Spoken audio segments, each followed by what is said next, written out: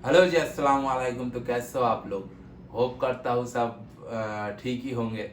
बहुत दिन बाद मिल रहा हूँ क्योंकि भाई इस बीच कुछ तबीयत खास अच्छा नहीं था, इसीलिए मैं व्लॉग नहीं कर पाया। तो उसके बारे में हम बाद में बात करेंगे।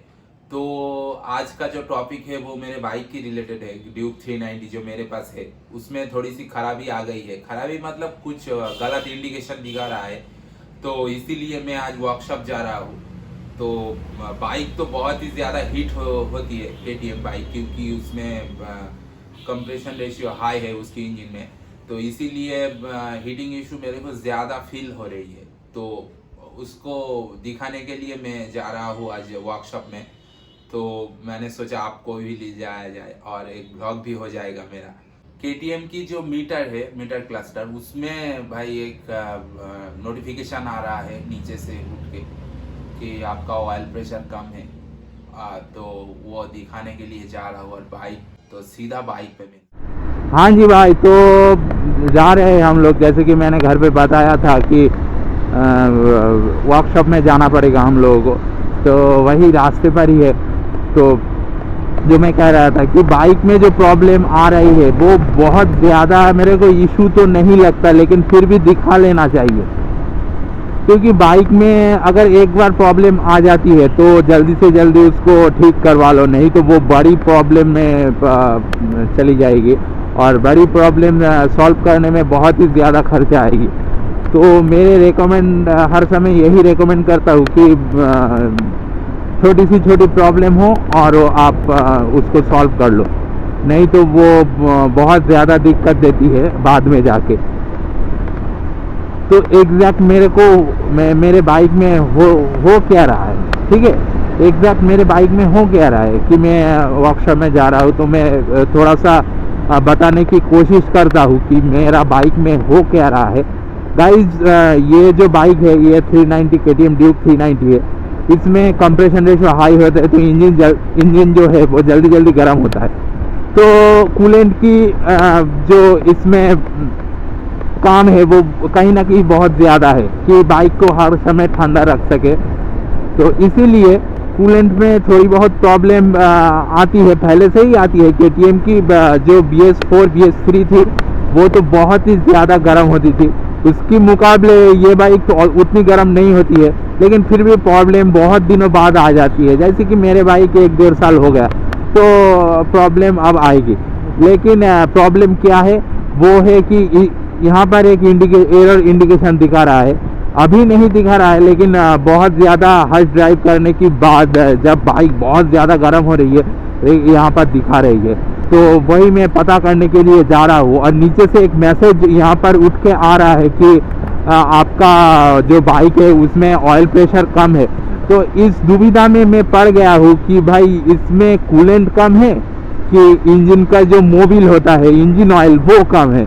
तो उसी के लिए मैं जा रहा हूँ। दोनों आज चेक करेंगे कि इंजन ऑयल कितना है और कूलेंट कितना है मेरे बाइक में। कूलेंट अगर बराबर है तो ठीक रहेगा, और अगर इंजन ऑयल कम है तो उसको फिर से डलवाना पड़ेगा। कूलेंट देखो, कूलेंट एक ऐसी चीज़ है, लोग इसको मैं जाने देता हूँ।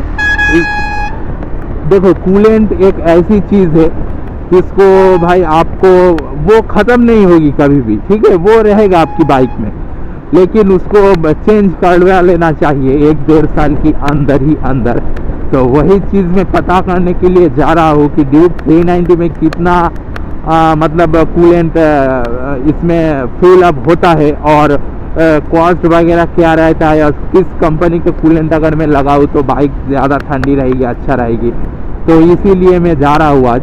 और कूलेंट आपको वो 1,500-2 हज़ार रुपये में हो जाएगा फ्यूल अप। आप घर पे भी चेंज कर सकते हो, ऐसा कोई बहुत बड़ा साइंटिफिक बात नहीं है। ये सिंपल सी एक लॉजिक है। वो जो उस नीचे को रेडिएटर के ऊपर एक ढक्कन होता है, वो खोलोगे आप और कूलेंट उसके अंदर चला जाएगा। उसमें कोई प्रॉब्लम नहीं है। तो चलिए गाइस, देखते हैं। अब मेरी बाइक में प्रॉब्लम आ रही है कि वो उतना भी ध्यान देने वाली प्रॉब्लम नहीं है, वो एक दफ़ा पता कर लेते हैं। और मेरे बाइक बहुत ज़्यादा गंदी भी हो रखी है, तो वो वॉश भी हो जाएगा। बरसात की मौसम चला गया, अब ठंड की महीना हो रहा है। तो मैं सामने एक राइडर जा रही है, मेरे को लगता है ये कुछ ट्रायम्फ की बाइक होगा। अगर हम देखते हैं बेनेली या Triumph, I don't know. First aid box है, BMW भाई 950 पैरेलल ट्विन इंजन है इस बाइक का। तो भागती बहुत आज अच्छी भागती है ये बाइक, उतना BMW की बाइक है। ये जो 1250 GS है उसकी थोड़ी सी कम, मतलब उसके छोटा भाई कह लो 1250 GS का, तो वही बात है भाई। तो चलिए हम लोग जाते हैं। हम लोगों की औकात कहाँ है इतनी बड़ी बड़ी बाइक चलाने की, हम तो 390 में ही खुश है। अभी देखो वो जगह ये सामने ही है।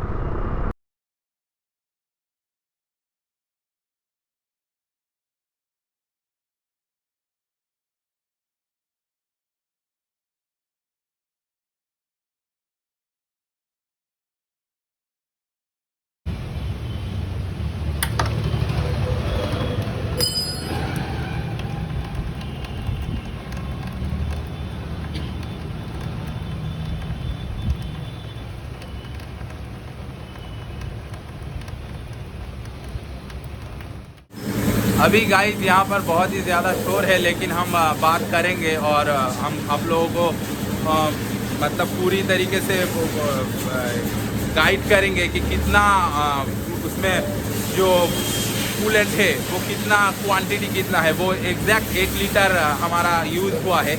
और मैं आते आते कह रहा था कि 1,500-2 हज़ार का मामला है ये, लेकिन वो गलत है भाई। यहाँ पर 330 रुपीज़ में मेरा काम हो गया, तो बहुत ही ज़्यादा कम प्राइस में। और मैंने जो कूलेंट लगाया है मेरे बाइक में वो बजाज की जेन्युइन कूलेंट है, कूलेक्स करके ऐसा कुछ नाम है। उसका प्राइस है 1 लीटर का प्राइस है एग्जैक्ट 210 रुपीज़। तो सस्ते में काम मैंने निपटा दिया। और मोटूल का प्राइस बता रहा था 450 या 500 रुपये ऐसा, लेकिन मैंने बजाज का डलाया क्योंकि बजाज और KTM मार्ट है जैसे कि आप जानते हो, और मैं शोरूम पे ज़्यादा हूँ, तो ऐसे ही प्राइस पड़ेगा। वो लोग ये जो बजाज का जेन्युइन पार्ट है वही लगाते हैं, और KTM का जेन्युइन पार्ट।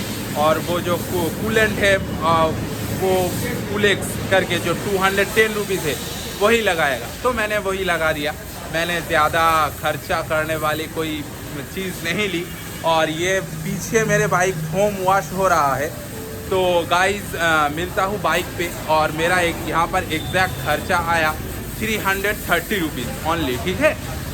और मैं बता रहा हूँ कि हर 1 साल या 1.5 साल के अंदर चेंज करवा लेना कूलेंट, और उसके बीच में जो टाइम है वो टॉप अप करने का टाइम है कि टॉप अप करते रहना है। ऐसा ही नहीं करो तो कोई बात नहीं। तो ये सब बाइक में ऐसा ध्यान रखना पड़ता है। और मैं बाद में मिलता हूँ।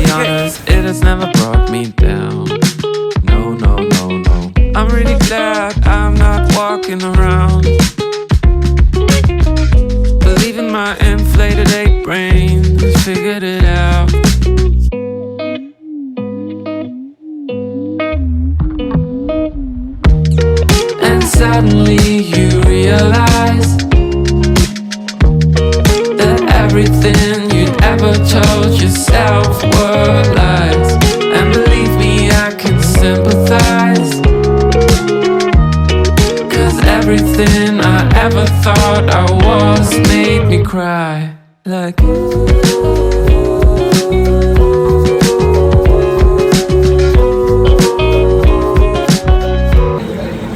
भाई बाइक का काम पूरी तरीके से ख़त्म हो चुका है। जैसे कि देख सकते हो यहाँ पर वॉश भी कंप्लीट हो गया और कूलेंट भी डाल गया। अभी बारी है घर निकलने का, और घर जाते जाते थोड़ी बहुत और भी बातें करेंगे, तो स्टे ट्यून गाइस।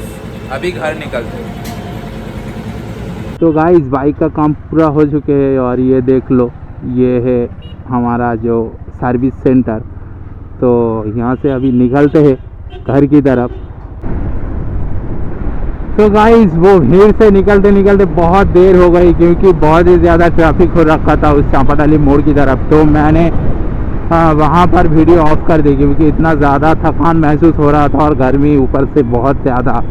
तो भाई जो मैं कह रहा था शोरूम पर, वो वर्कशॉप पर शायद आप लोगों ने नहीं ज़्यादा अच्छी तरीके से समझ पाए होंगे, इसीलिए मैं दोबारा रिपीट कर रहा हूँ वो बातें। तो जो मैं कह रहा था आते टाइम बाइक पे जे कि 1500-2000 रुपये लगता है कूलेंट चेंज करने में, शायद मेरा आइडिया नहीं था, इसीलिए मैं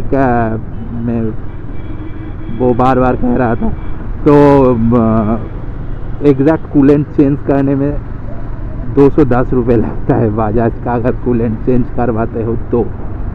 मतलब इस KTM बाइक और जो भी आप 300-400 सीसी की कैटेगरी की बाइक चलाते हो तो बजाज 210 रुपये में कूलेंट प्रोवाइड करता है, ये बहुत बड़ी बात है। तो वही लगाया और लेबर कॉस्ट और फोम वॉश जो बाइक में मैंने करवाया वो मिला के 320 रुपये मेरा खर्चा पड़े अभी तक।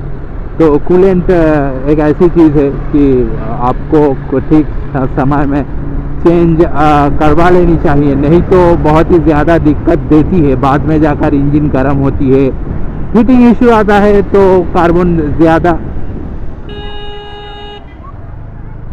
ज़्यादा जमा होते हैं। तो सामने से एक लेडी पार हुई, तो उन्होंने ऐसा भाव जताया कि रोड को उसकी नानी का है, तो हम लोग वो बात छोड़ देते हैं।